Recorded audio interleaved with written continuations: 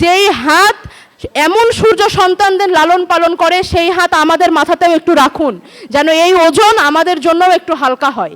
আপনারা দুইটা বকলেও আপনারা আমাদের বাবা মা, দুইটা মারলেও আমাদের বাবা মা। মনে করুন আমরাই আপনাদের সেই সন্তান। আমরা ভুল করলে ধমক দিবেন, বোঝাবেন, কিন্তু আমাদের মাথার উপর থেকে হাত সরিয়ে নেবেন না, আমাদের ছেড়ে যাবেন না। আপনাদের ঘরের সন্তান মনে করুন আমাদের। অনেক কিছু করার ইচ্ছা আমাদের আছে, ছিল, চেষ্টা আমরা করেছি, চেষ্টা করে যাচ্ছি, কিন্তু যেই সিস্টেম হাজারের উপরে মানুষের প্রাণ কেড়ে নিয়েছে, সেই সিস্টেম 2 বছরে কতটুকু শুধরানো সম্ভব, যতটুকু শুধরানো গেলে আপনাদের সকলকে ন্যায় বিচার পাওয়ানো যায় এটা আপনারা বুঝবেন। আপনারা বিবেকবান মানুষ, আপনাদের সন্তানেরা এই যুগের সূর্য সন্তান। আপনাদের সন্তানেরা নিজেদের বুকে রক্ত দিয়ে বাংলাদেশকে ফ্যাসিবাদের হাত থেকে মুক্ত করে গেছে। সেই সব সন্তান তারা রাতারাতি এত সাহসী হয়ে যায়নি। আমরা জানি, আমরা বিশ্বাস করি আপনাদের দেওয়া শিক্ষা দীক্ষা, আপনাদের পারিবারিক ঐতিহ্য এবং আপনাদের মুখের কথায় আপনাদের সাপোর্ট তাদেরকে এতদূর নিয়ে এসেছিল। কোনো অংশেই সেই কৃতিত্ব তাদের চাইতে কম নয়। আপনাদের এই অনুভূতিকে আমরা সম্মান জানাই। বিশ্বাস করেন, আমি ব্যক্তিগতভাবে আফসোস করি যে আজকে আমার মা কিংবা বাবা আপনাদের কাতারে থাকতে পারতেন। আমাদের দুর্ভাগ্য এতটাই যে জুলাইয়ের ওই উত্তাল দিনগুলোতে আমাদের কপালে শহীদি পর্যন্ত জুটেনি। শহীদদের, শত শত শহীদদের রক্তের ওজন বহন করার জন্য এই দুনিয়াতে আল্লাহ তাআলা আমাদের এখনো বাঁচিয়ে রেখেছে।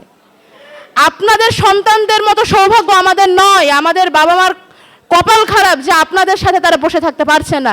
কত পুণ্যের ফল আপনাদের সন্তানরা আজকে নিশ্চয়ই জান্নাতুল ফেরদৌসে অবস্থান করছে।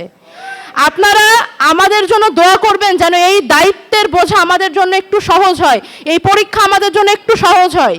আপনাদের কাছে আমরা কোনো সান্ত্বনা নিয়ে আসি না, আমরা আপনাদের কাছে আসি একটু সান্ত্বনা পেতে। যেই হাত এমন সূর্য সন্তানদের লালন পালন করে সেই হাত আমাদের মাথাতেও একটু রাখুন, যেন এই ওজন আমাদের জন্যও একটু হালকা হয়। আপনাদের প্রত্যেকটি ক্ষোভ আমাদের জন্য সামনের দিনে এগিয়ে যাওয়ার জন্য চ্যালেঞ্জ যোগায়, আমাদেরকে, আমাদের উদ্দীপনা দেয় যে না, আমাদের এই বাবাকে, এই মাকে, এই ভাইকে, এই কন্যাকে ন্যায় বিচার পাওয়াই দিতে হবে।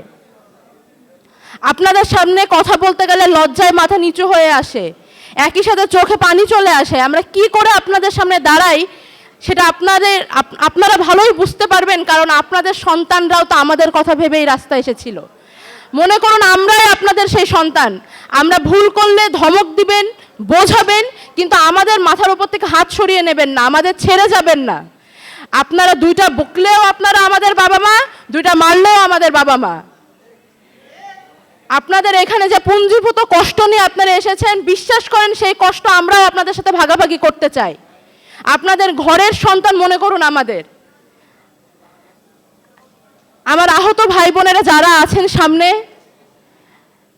তাদেরকে সম্মান জানাচ্ছি, কৃতজ্ঞতা প্রকাশ করছি। আপনারা নিজের শরীরে রক্তপাত করে এই দেশকে মুক্ত করেছেন।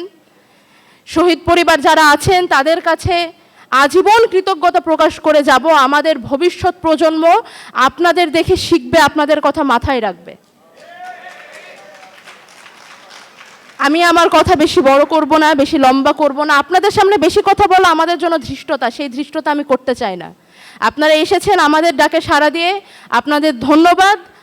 আপনারা ভালো থাকুন, সুস্থ থাকুন, শোককে শক্তি করে সামনের দিনে এগিয়ে যাবেন এবং বাংলাদেশ আপনাদের এই শোককে শক্তি বানিয়ে সূর্য হয়ে জ্বলে উঠবে। আমাদের পতাকা আপনাদের হাত ধরেই স্বাধীন থাকবে, আপনাদের হাত ধরেই শক্তিশালী হবে। আপনাদের পুনরায় ধন্যবাদ জানাই। আসসালামু আলাইকুম।